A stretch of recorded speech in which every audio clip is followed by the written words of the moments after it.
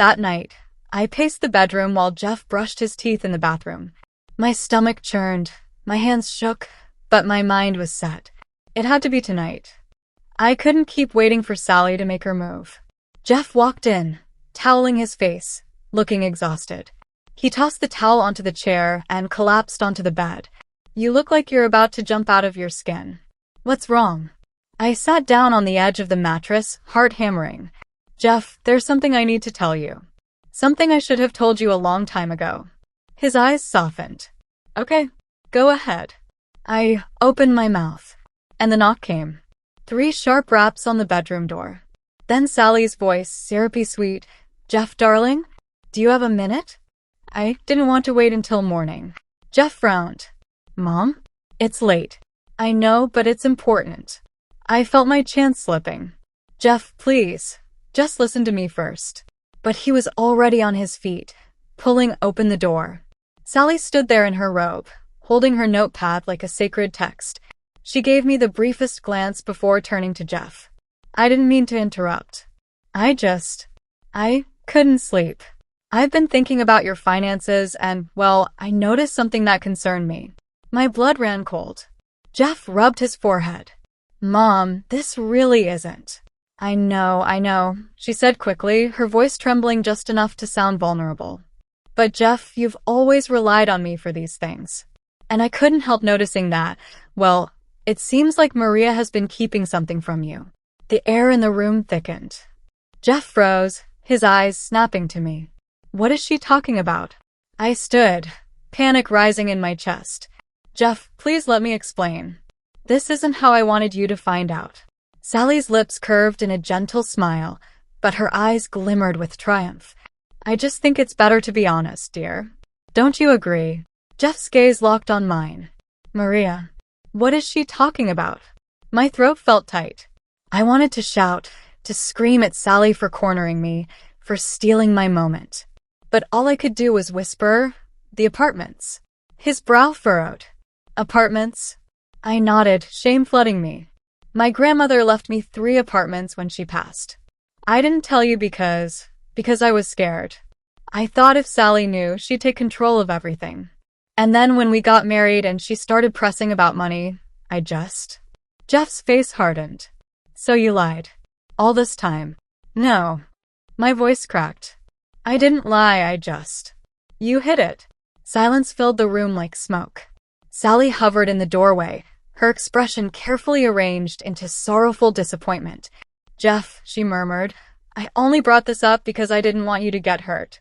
Secrets like this, they tear marriages apart." I spun on her.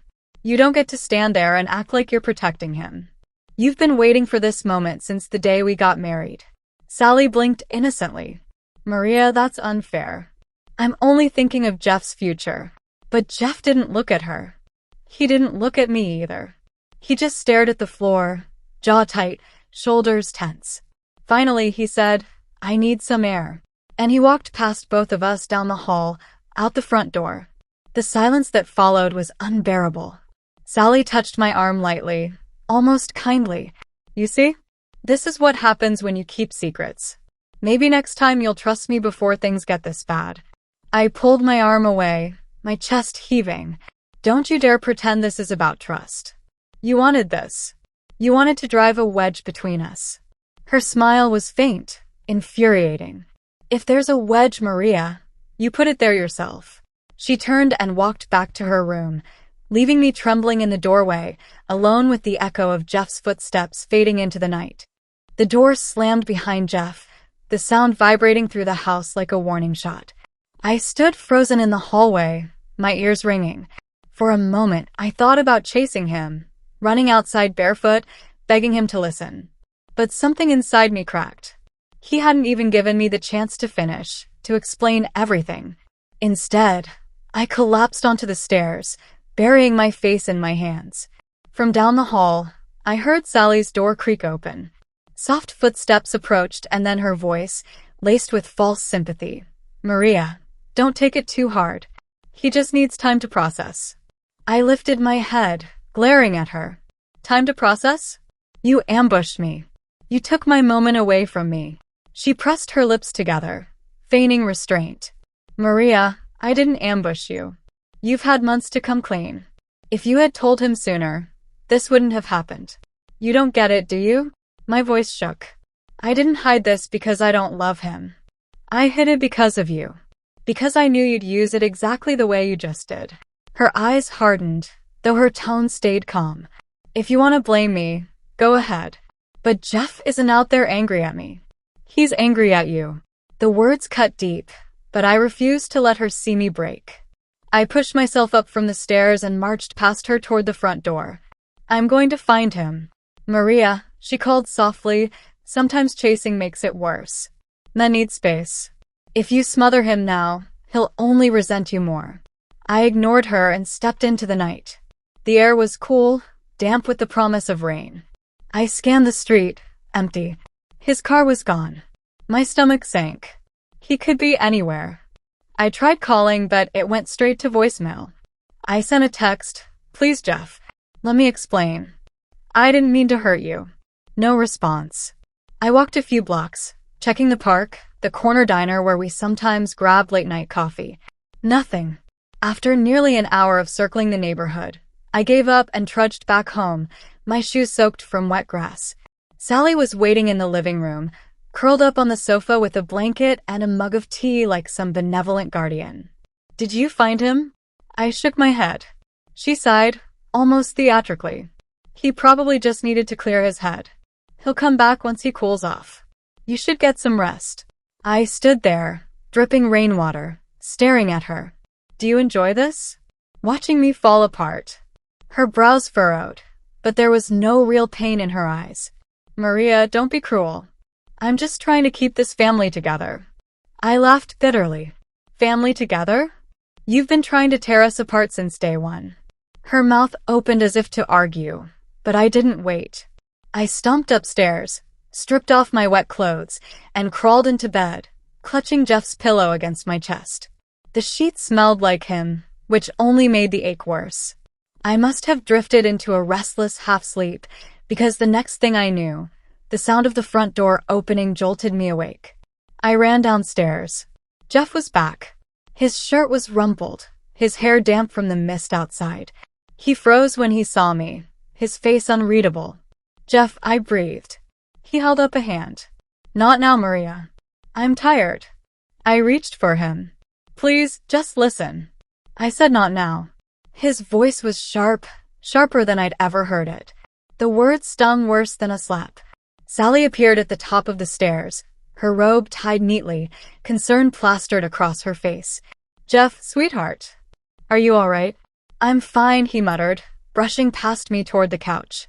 I stared at Sally, daring her to gloat. But she only placed a hand over her heart, like she was carrying his pain too.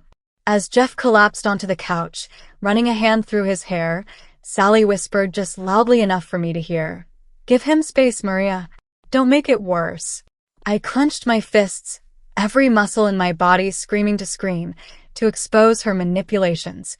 But Jeff's expression was closed, distant. If I pushed now, I might lose him completely. So I turned and walked back upstairs, my heart splintering with every step. Lying awake in the dark, I realized something chilling. Sally had finally managed to wedge herself between us. And if I didn't find a way to fight back soon, I might lose Jeff for good. The next morning, the house felt like enemy territory. I came downstairs, my eyes puffy from a night of no sleep, only to hear low voices drifting from the kitchen. "Jeff and Sally." I paused in the hallway, just out of sight. "I just don't understand why she wouldn't tell me," Jeff said, his voice heavy with disappointment. Sally's tone was soothing, careful. "Secrets are painful, sweetheart. But don't take it as a reflection on you. Some people just struggle with trust, especially when money's involved." My fists clenched at my sides. She was weaving her web, and he was walking right into it. Jeff sighed. "I thought we were a team. I thought she trusted me." "Oh, Jeff," she murmured, the sound almost motherly. "You are such a good man. Anyone would be lucky to have you. But sometimes when someone feels insecure, they make mistakes. I know Maria loves you, but maybe she doesn't know how to show it the way you deserve." The words slid under my skin like shards of glass. I wanted to storm in and shout, "This isn't about insecurity. It's about you manipulating everything." But I knew if I entered like that, Jeff would only see me as defensive, even hostile. So I straightened my spine, walked into the kitchen, and forced my voice to stay calm. "Good morning." Both their heads turned. Jeff's face was guarded.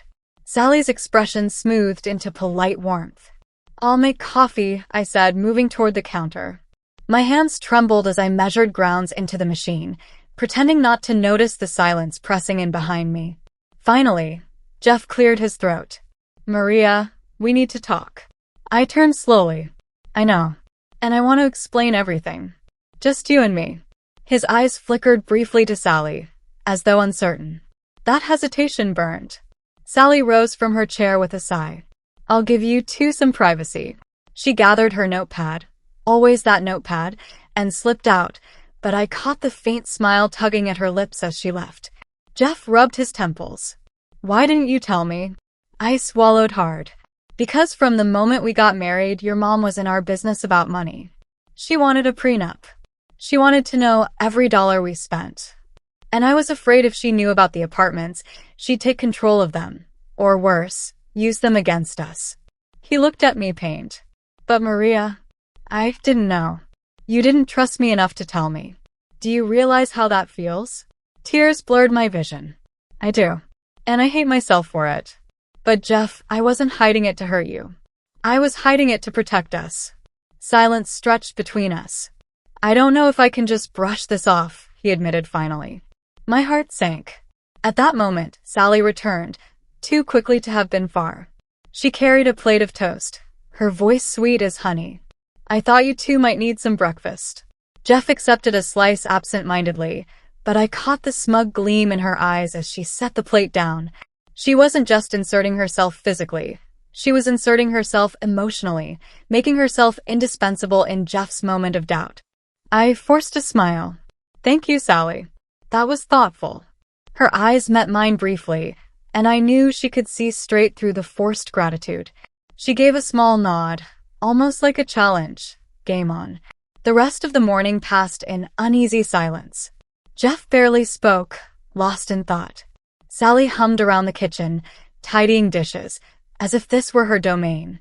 By noon, Jeff announced he was going for a drive. "I just need to clear my head." I wanted to beg him not to go, but I bit my tongue. "Okay, just please come back." When the door shut behind him, I turned to find Sally standing in the archway, arms folded. "You know," she said softly, "men don't always forgive betrayal. Sometimes, once the trust is gone, it never comes back." I glared at her. "You don't get to define what betrayal means in my marriage." Her smile was almost pitying. "I don't need to define it, Maria. Jeff already feels it." And with that, she turned and walked away, humming again, as if she'd already won. But I refused to let her victory stand. That afternoon, I sat at the dining table with a notebook of my own. If Sally wanted to play games, I'd start strategizing too. No more waiting for her to twist every moment.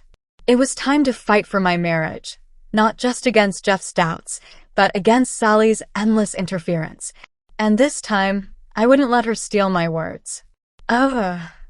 Sparkle's end of chapter 28. This sits at /835 words. It flows directly from 27. Jeff is wounded and leaning emotionally on Sally, who manipulates him further, while Maria realizes she must shift from defense to strategy. Do you want chapter 29 to show Maria taking her first strategic step, maybe confiding in Claire or planning a direct confrontation with Sally, or should it stay focused on Jeff and how Sally deepens her influence over him first? That night, the house was quiet, but my mind wasn't. I sat at the dining table, notebook open, pen poised, staring at a blank page. Strategy. That's what I needed. Not another emotional plea. Not another round of Sally cornering me and twisting my words. Strategy. But where do you even start when the battlefield is your own marriage? I began jotting notes, small, half-formed thoughts. Remind Jeff why we got married. Remind him what we've built. Show him I'm not the enemy.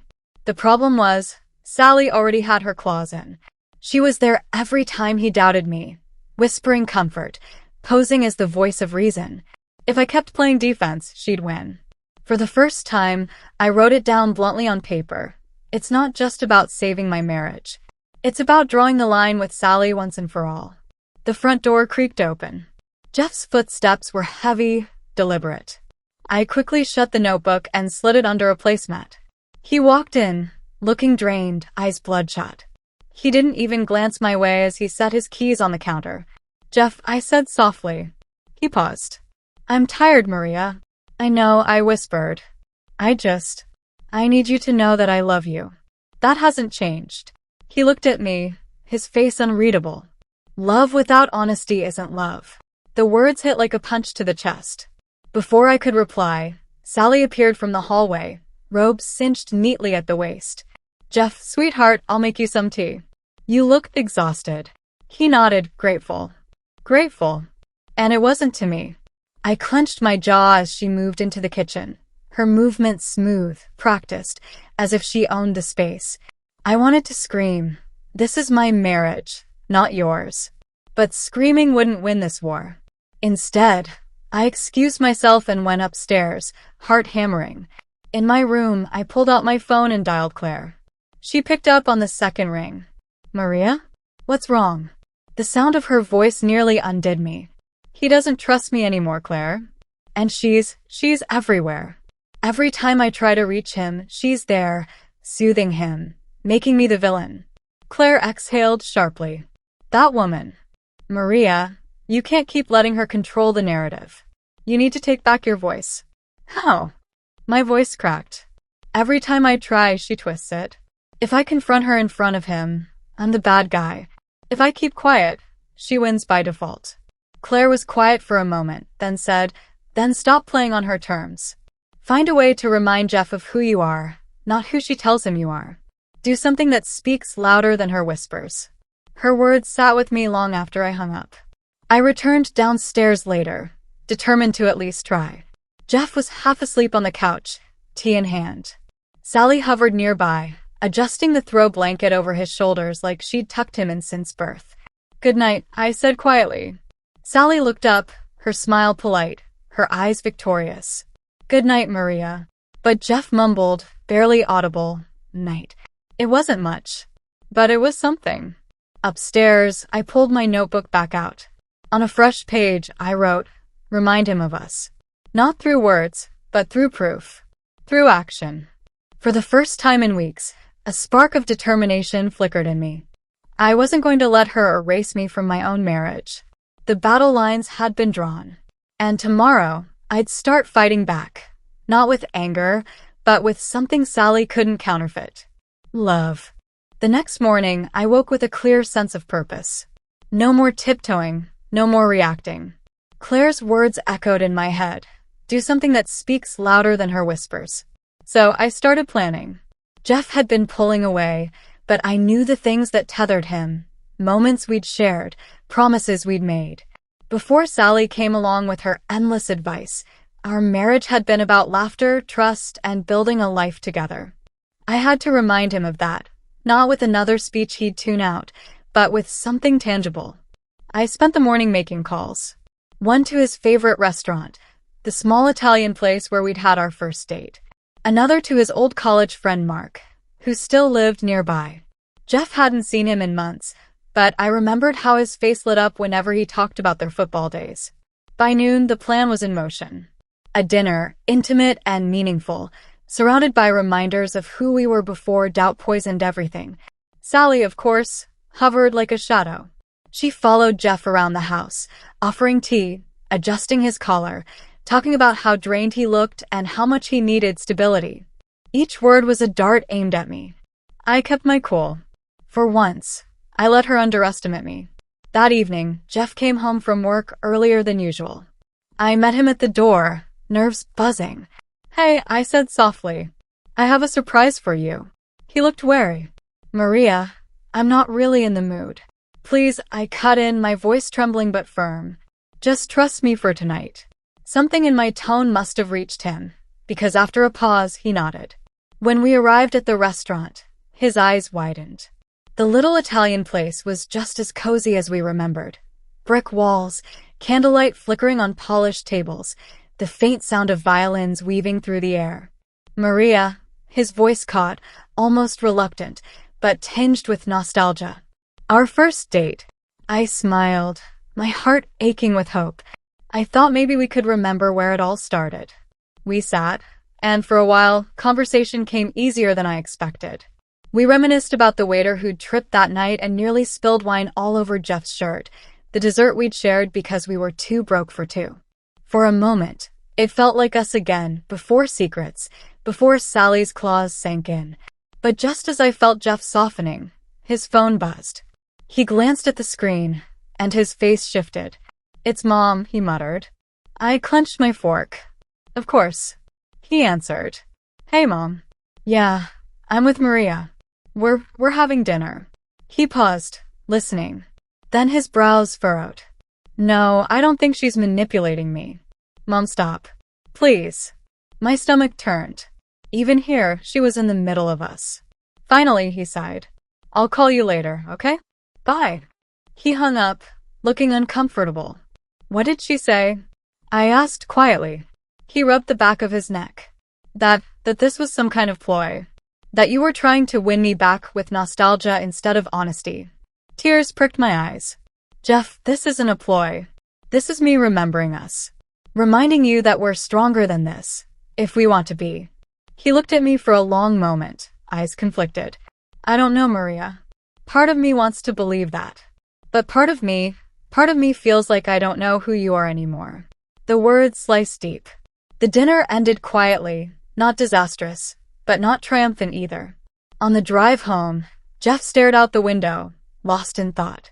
When we walked into the house, Sally was waiting in the living room, as if she'd been perched on that sofa all night. "How was dinner?" she asked sweetly. Jeff hesitated. "It was nice." Her eyes flicked to me, sharp as a blade. Nice can be deceptive. I bit back the urge to lash out. This was exactly what she wanted, for me to lose control, to prove her right. Instead, I held my head high and said, "It was real. Something you'll never understand." Her smile didn't falter, but I saw the flicker of irritation in her eyes. For once, I'd taken a swing at her game. Upstairs, Jeff excused himself quickly, muttering something about work emails. I lay in bed, staring at the ceiling, torn between hope and despair. Tonight had reminded him of us, but Sally's shadow still loomed. Still, when I replayed his words on the phone, "No, I don't think she's manipulating me," I realized something. He was defending me. Not fully, not firmly, but enough to plant doubt in Sally's narrative. The battle wasn't won. But maybe, just maybe, I'd landed my first strike.